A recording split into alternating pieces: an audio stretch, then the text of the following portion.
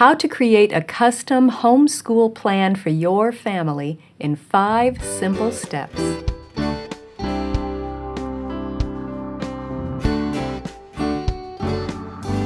Welcome to the Simply Charlotte Mason podcast. I'm Sonia Schaefer. Let's think about DIY, do it yourself. For some of you, those initials generate great excitement. You're seeing images of potential projects right now in your imagination, aren't you? And you can hardly wait to dive into the next one. Others of you get tired just looking at those initials. To you, DIY stands for a pile of decisions and precious time that you would rather spend doing something else. That's just natural. We're all different. And those two attitudes seem to come with us into planning for homeschooling, too. Some of you much prefer having lesson plans that are already put together, so you can just open the book and go. But some of you like to build your own lessons, choose your own books, put together your own custom plan. This episode is for you do-it-yourselfers. For the rest of you, if you want open and go plans, we have those available. Feel free to put your feet up and follow the link in the notes to learn more about our ready-made lesson plans. But if the thought of putting together a plan for yourself excites you, let's talk about it. What I'm about to describe has helped hundreds of homeschool moms build their own customized Charlotte Mason education. We'll be looking at 5 steps. The key is to take one step at a time and not to skip any of them. Many of the moms who've come to me for planning help over the years realized that their previous planning attempts floundered because they were trying to jump too far too fast. Once they saw all 5 steps in the process, they finally got all the pieces to fit together and walked away with a plan that they could use, a plan that was designed just for their family. You see, every family is different, so every plan will be different. Beware of trying to stuff your unique family into somebody else's plan or schedule. Well, of course, you can adopt parts and collect ideas from others' schedules, but in the end, your family needs a plan that will suit this season of life, a plan made specifically for you and your children right now. So are you ready? Here are the 5 steps for planning your Charlotte Mason education. Step 1 is the big picture. Step 2 is your year. Step 3 is your term. Step 4 is your week. And step 5 is your day. Let's walk through them one by one. First, step 1, the big picture. Before you get into the nitty-gritty of scheduling certain books, you need to take a step back and look at the big picture. What is it that you want to accomplish by homeschooling? What is your goal for your student? Now, that may seem like an unrelated philosophical question, but your answer to that question will affect your plans. For example, if your goal is to prepare this child for an advanced mathematics degree, that goal is going to affect the books that you choose and how much time you spend on math during the week. If your goal is to nurture your child's musical talent, that goal will show in the way you choose to schedule your terms and each day's routine. So right from the start, try to determine what your goals are for your homeschooled child. Your goal might be different for each child, depending on each child's needs and special interests. Or you might want to write down a set of general goals that you want to emphasize with all of your children. It's up to you, but write down your goals first. After you determine what's important to you, you'll need to find out what is important to the authorities. Are there any legal requirements in your area? Are there any subjects that you are required to teach or any subjects that are required before your student can graduate, do the research on those areas and make sure that you comply with the laws in your area. Along those same lines of planning ahead, if you have a middle schooler or a high schooler, you might also want to check out college admission guidelines if college is one of your goals. Each college will probably have various specific requirements, but many of them will have similar general requirements, like 3 or 4 years of science, 3 or 4 years of math, 2 years of foreign language, or things like that. Those of you who have young children might want to wait a few years before doing this research because the guidelines might change between now and then. After you have figured out what's important to you and what's important to others, you're ready to outline a 12-year overview. Just list all the school subjects you can think of. Since this episode is about planning your Charlotte Mason education, you'll want to be sure to include Charlotte Mason specific subjects like picture study and dictation and nature study. Then, decide which subjects you will teach in each grade. You could get a sheet of graph paper or use your computer's spreadsheet. Put the subjects down the left in a column and then the grade numbers across the top, and just put an X under each grade across from each subject that you want to teach in those grades. I'll throw in a few sample charts to illustrate what I'm talking about. The charts that are included will not be complete. They're included simply to give you an idea of how they might look. Now, if you're following Charlotte's big picture, you will postpone formal grammar lessons until at least grade 4. You'll do nature study in every grade, and you'll start dictation around grade 4. Do you want to do Shakespeare every year, starting in grade 4? If so, mark it down. If not, mark which years you do want to include it. Now remember, the big picture is not the step in which you have to decide exactly which composers, which time periods, which science topics you're going to teach every year. No, the big picture is just to determine which subjects you plan to teach in which grades. That's all.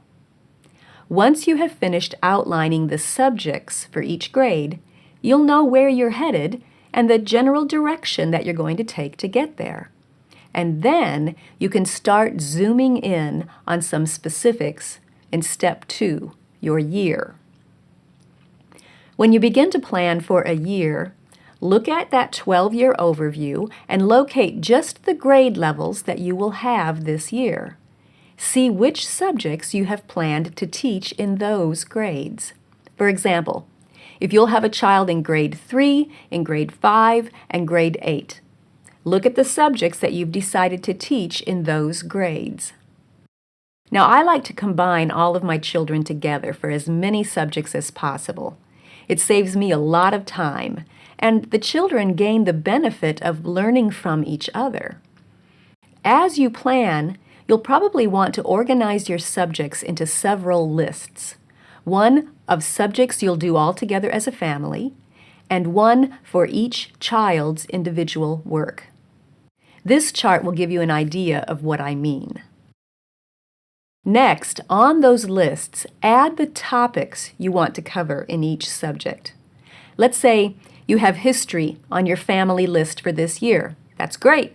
Which time period are you going to study? That's your topic. Or maybe you have a picture study on your family list. Great. Which artists do you want to cover? Those are your topics. So add your topics to your subjects. And then comes the fun part, resources. After you know which topics you want to cover this year, you can select the resources you want to use to teach those topics. If you're going to focus on, say, the Middle Ages for history, make a list of books and audios and other resources that you may want to use. And here's a tip. You may want to put some Middle Ages books on your family list and other Middle Ages books on your older children's lists for them to read independently in addition to the family books. As you look for resources, keep in mind the goals that you determined during that big picture step. How important a topic is to you will affect which resources you choose to use. If you simply want to introduce a topic, you'll select a resource that doesn't go into a lot of depth. But if you want to dig deeply into a certain topic, you'll pick a resource that gives all the details and might take a little more time to cover. The Simply Charlotte Mason Curriculum Overview chart has links to our favorite lists of books for the various time periods, as well as resources for enrichment subjects. Feel free to scour those lists for book suggestions.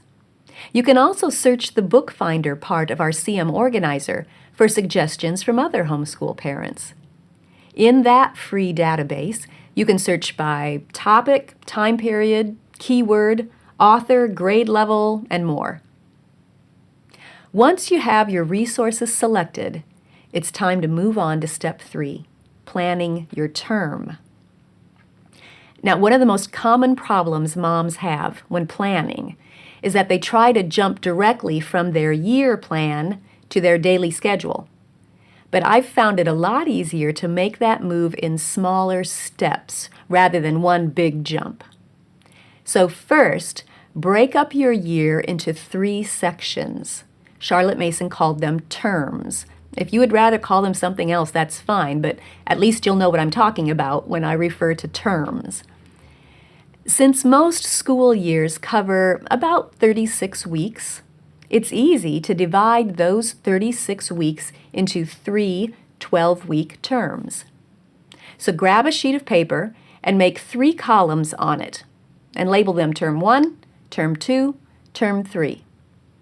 Next, write down each resource's name and make a note of how many divisions, chapters, lessons, readings, etc., that you might want to use from that resource during the year.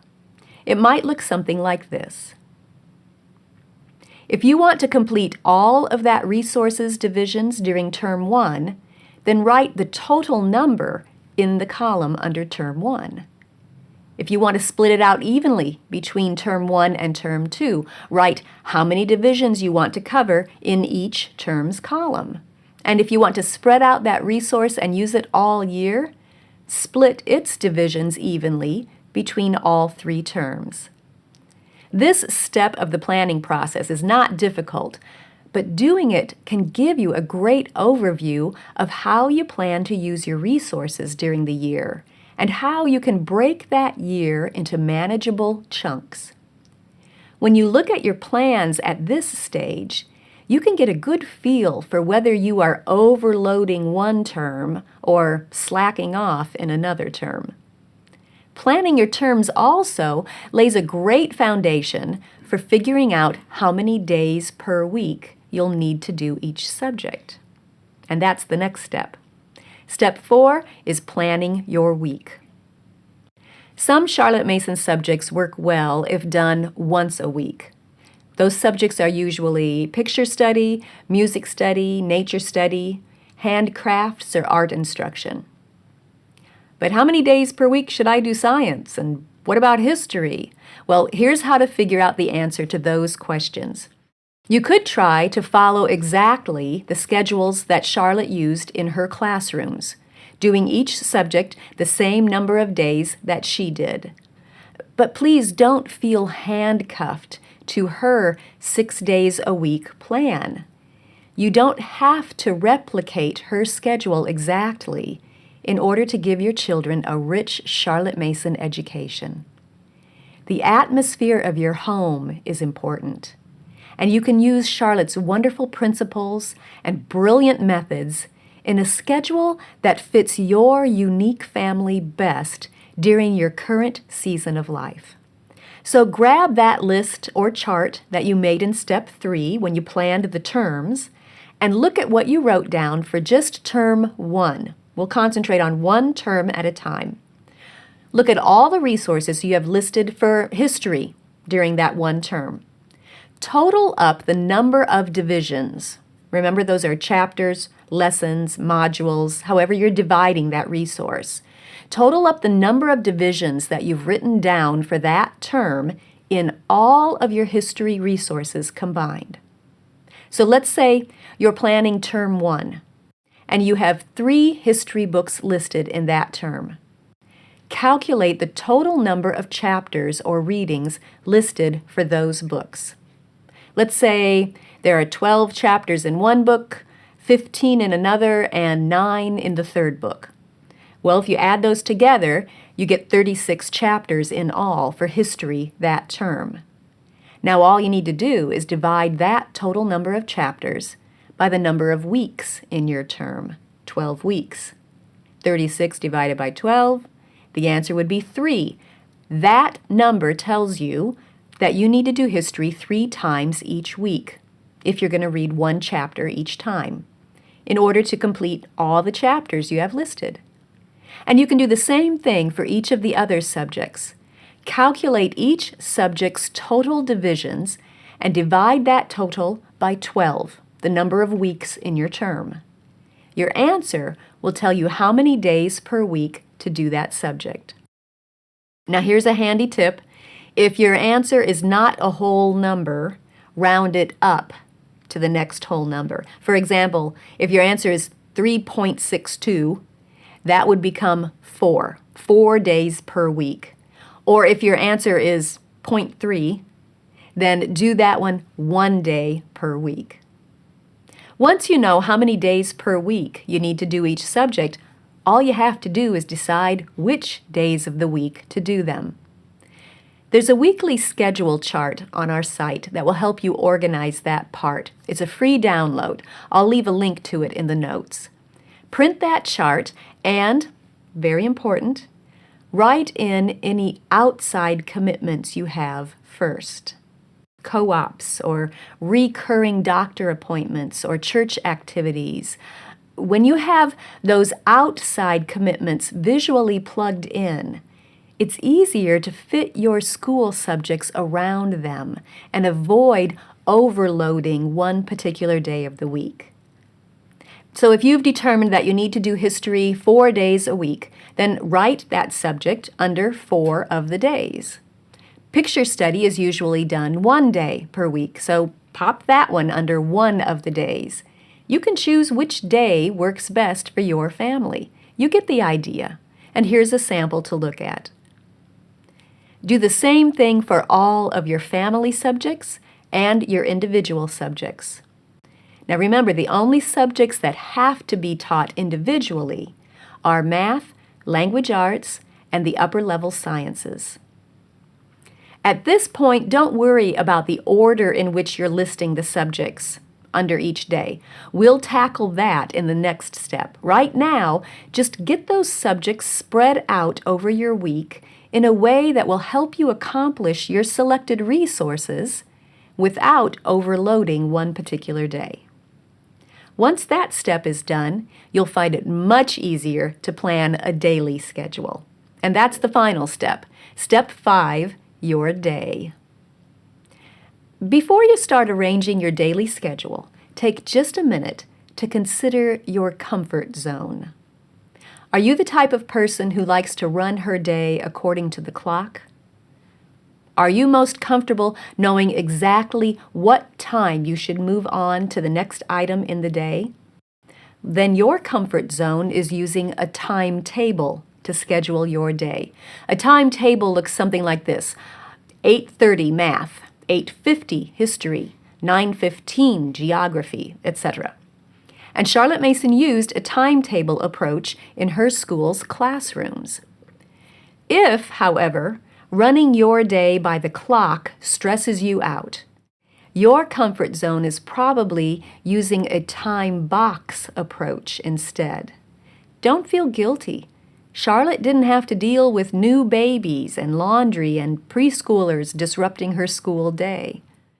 With a time box approach, you simply divide your day into blocks of time boxes, and determine which subjects you want to accomplish during each block. For example, you might have a before breakfast time box. in which you want to have the children do their morning chores. And then the between breakfast and lunch time box, you want to accomplish history, math, picture study, copywork, and typing.